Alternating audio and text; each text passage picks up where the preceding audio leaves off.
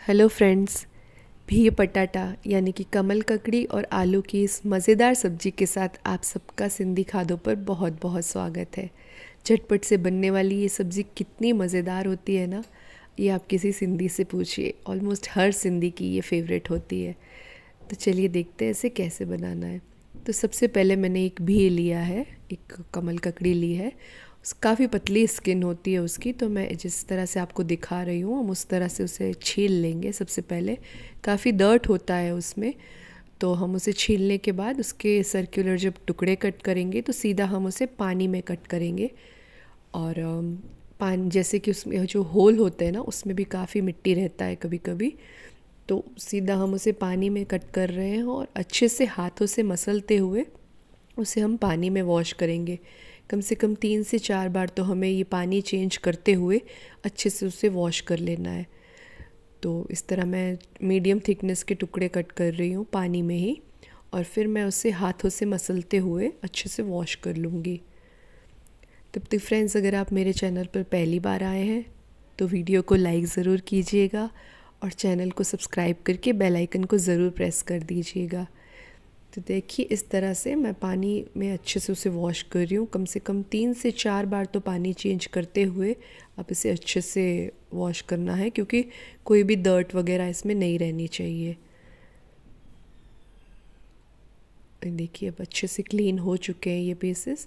अब मैंने कुकर में 5 चम्मच जितना तेल गरम कर लिया और उसमें 2 प्याज बारीक कट करके और एक छोटा अदरक का टुकड़ा, उसे भी मैंने बारीक कट कर लिया था, वो मैं इस तेल में डाल रही हूँ।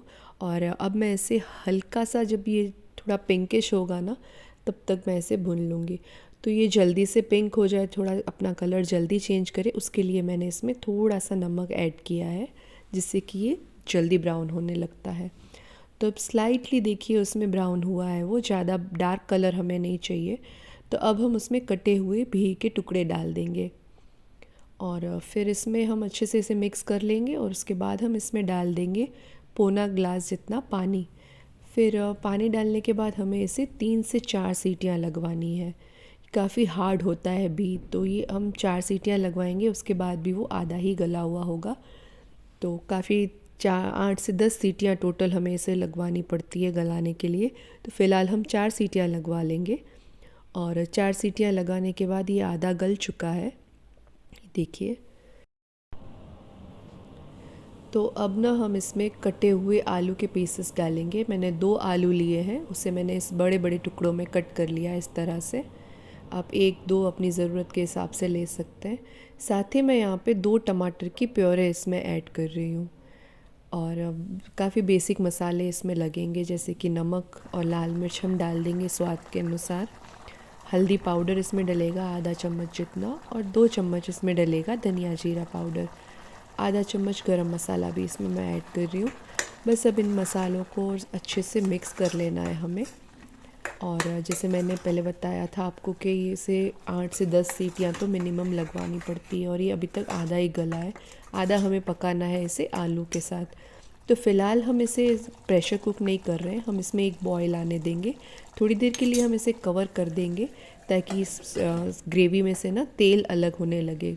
काफ़ी बहुत ही बढ़िया अच्छा कलर आएगा उसमें। तो इस तरह से ढक के अब देखिए आपके ऑयल देखिए सेपरेट होने लगा है और बहुत ही बढ़िया कलर दिख रहा है सब्जी का।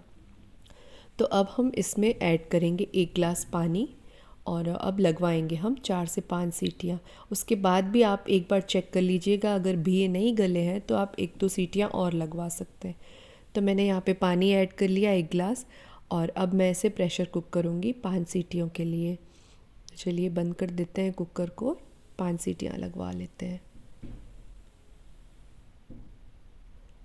अब देख लेते हैं भी आलू गल चुके हैं क्या। भी अच्छे से पक चुके हैं और आलू भी गल चुके हैं, तो ये सब्ज़ी बिल्कुल रेडी है। देखिए कितना बढ़िया कलर इसमें आया है। तो चलिए इसे धनिया पत्ती के साथ गार्निश करते हैं और सर्व करते हैं गर्मा गर्म। इसे खाया जाएगा रोटी, चपाती, फुल्का, आप जो भी आप प्रेफर करें, सबके साथ अच्छा लगेगा ये।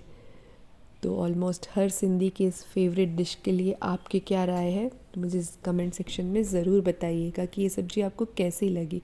साथ ही चैनल को सब्सक्राइब और अपने फ्रेंड्स फैमिली के साथ शेयर करना बिल्कुल मत भूलिएगा। Thank you.